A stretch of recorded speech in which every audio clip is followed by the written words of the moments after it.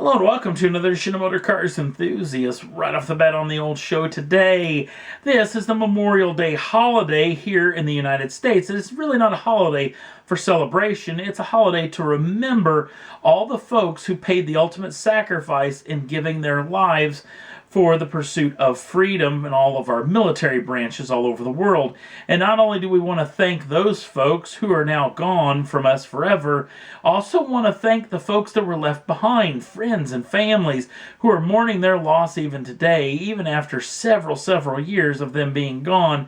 They will never ever be forgotten from us here in Motor Cars.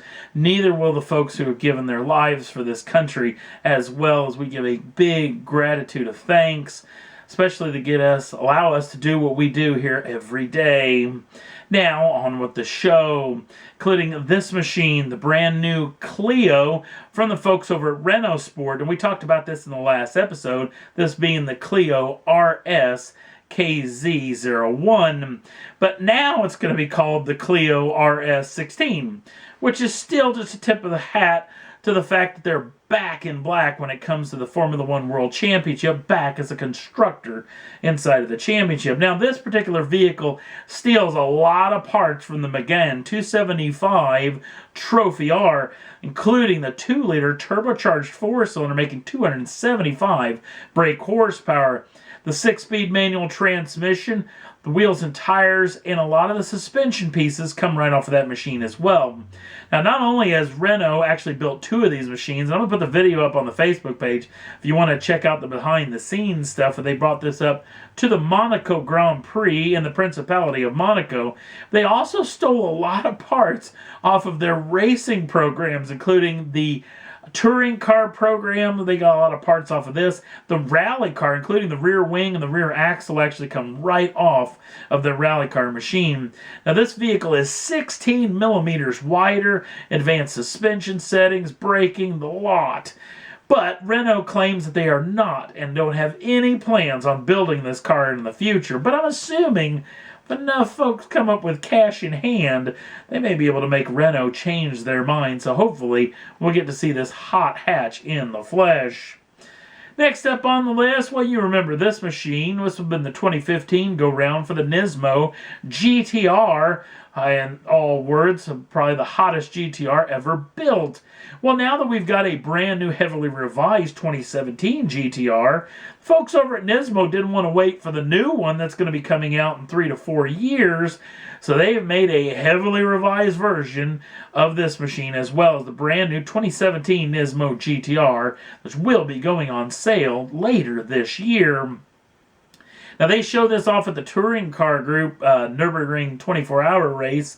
This particular machine has been heavily revised, including the 8-inch touchscreen. All the new interior pieces that come in the new GTR will be coming in this vehicle, including in the new front face as well, which has been heavily revised to give lots of extra downforce and lots of extra cooling.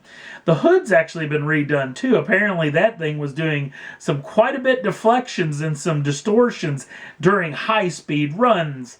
Now, not to mention all those works, but all the suspension has been redone, including the strut tower braces, sway bars, the dampers, and the springs. Apparently, this is the best handling Nismo GTR ever built. In fact, it's 2% better through the slaloms. Whatever the hell that's supposed to mean.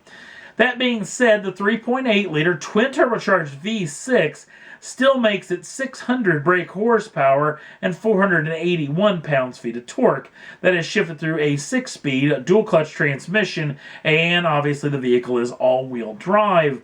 It's got a lot of folks in the know claiming that possibility of them going back to the Nürburgring, maybe to make another lap record, maybe to try to lap off that last 9 seconds to make a sub-7-minute lap around the ring. That would be pretty impressive. We'll have to wait and see on that front if that's exactly what they're going to do with it. Another Japanese auto manufacturer doing a big mid-cycle refresh, the folks over at Subaru. Now, we talked about the whole Scion deal going under and now it becoming the Toyota 86. Well, the Subaru folks, who still have the same platform as well, have now revised this vehicle for the 2017 model year. And this vehicle will be going on sale in the fall of 2016 if you want to get your hands on this machine. Now, it does get a new instrument cluster, a tad bit new center stack inside of the vehicle, a little bit of interior treatments here and there. But the biggest revision on the outside is the brand new nose on the machine, which is lower and wider to try to help with front end downforce, especially at high speeds. It also comes with new LED light treatments, and of course, what you're really hoping I'm going to say is some big revisions on that 2-liter flat 4, which sadly is still normally aspirated, and a lot of you want to see it go turbocharged, still making just north of 200 brake horsepower as it is. So it'll be interesting to see whether this vehicle makes it through this mid-cycle refresh into a brand new machine that could be coming soon, or whether it may die off altogether. We'll have to wait and see on those fronts.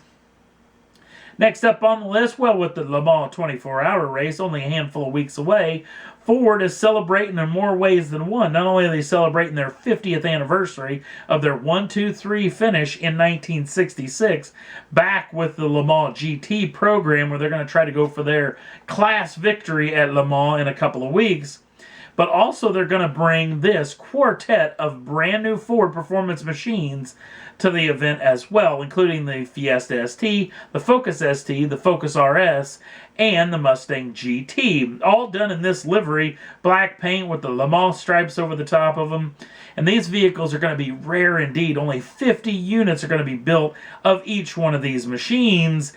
But sadly, they're only going to be available in France, which means if you live in the European market, you can truck on down there and try to get you one of these machines. But otherwise, the chances of us seeing the light of day of any of these machines anywhere else around the world are pretty much nil. And last up on the list, NASCAR's in the news. Don't talk a lot about NASCAR, but there's going to be a brand new movie that's going to come out actually next year, fall of next year of 2017. I'm going to talk about it mainly because of Steven Soderbergh. Steven Soderbergh is actually a longtime filmmaker, made some fantastic films. Basically, I know him a little bit more because he made a film right here in the town where Motor Cars actually HQ is. Made some sections of a film way, way back in the day. So, I guess I shouldn't say way back in the day. It's probably a handful of years ago. But this brand new NASCAR film is going to be kind of intriguing. It's not going to involve racing as is. It's going to be a heist film, which is great for me because it's my favorite genre of films. Channing Tatum is actually going to be the star of the film. There's actually going to be a host of big-time celebrities inside of this franchise. And it's going to revolve around the Charlotte, North Carolina area.